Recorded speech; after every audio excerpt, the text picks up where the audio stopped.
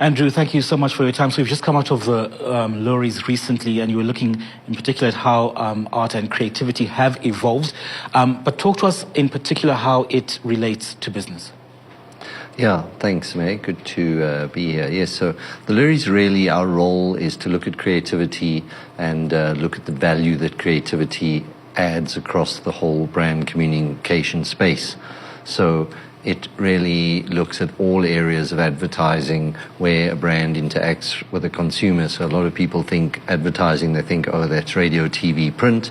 But today advertising is way beyond that space. We look at architecture, we look at interior design, look at package design, and of course we look at digital media spaces, but we also look at live events, activations. So it's all those areas. How is a brand using those spaces to build its brand equity and ultimately to increase its bottom line? Is this what you refer to when you talk about the economy of ideas? Absolutely. So really what you're doing is you're saying, how do you take that idea and how do you turn that idea into something that has economic value?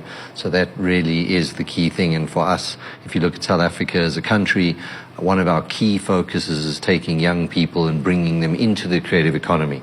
So if you take a young, talented person today, you're saying, how can I tap into your mind, take those ideas, how can you get value from them? So basically, you are extracting value from ideas.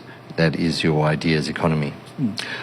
So I asked you a little while off air how old the Loeries were. It's like 1978. That's close on 40 years. So I'm not going to ask you what the transition has been since since they started. But, you know, from your sense, being a CEO, what sort of transition have you seen in the last few years when it comes to creativity, particularly in the marketing space? Well, it is an interesting thing, in fact, and an interesting point, because they were started in 1978 very specifically because there was the introduction of television into South Africa, and it was a way to promote television commercials. So in 1978, television was totally new. It was this crazy new medium.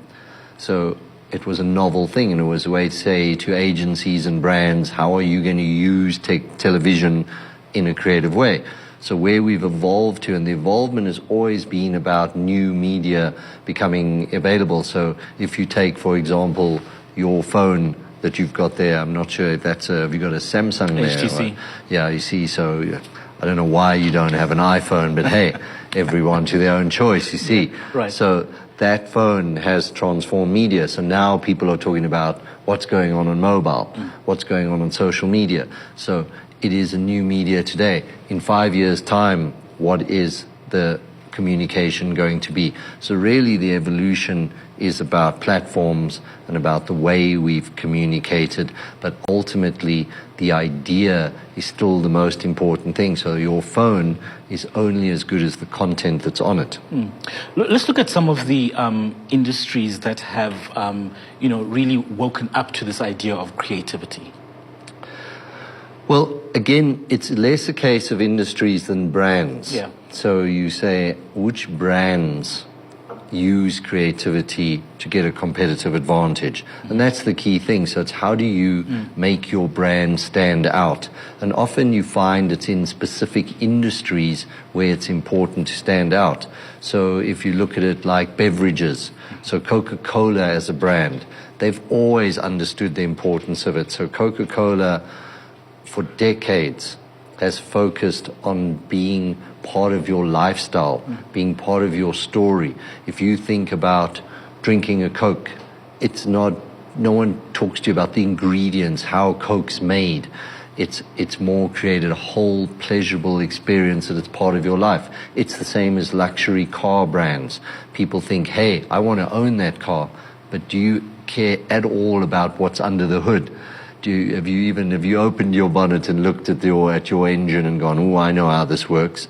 But the brand sells you a perception of saying, here, I'm selling you this perceived value. Yeah. And that is really where brand communication is, and where creativity is used so that you can distinguish your brand. Very quickly, I've got about 20 seconds. Do you get a sense that there's an appreciation on how this sort of creativity can help capitalize on the bottom line, particularly in the global economy that we find ourselves in?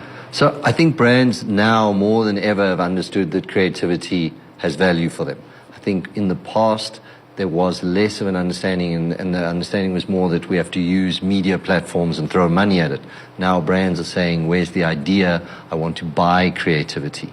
Good place to leave it. Thank you so much for your time. Thank you. That's all we have time for this week. Thanks to Andrew for his input, and many thanks to you for tuning in. From me and the team here at Business Day TV, goodbye.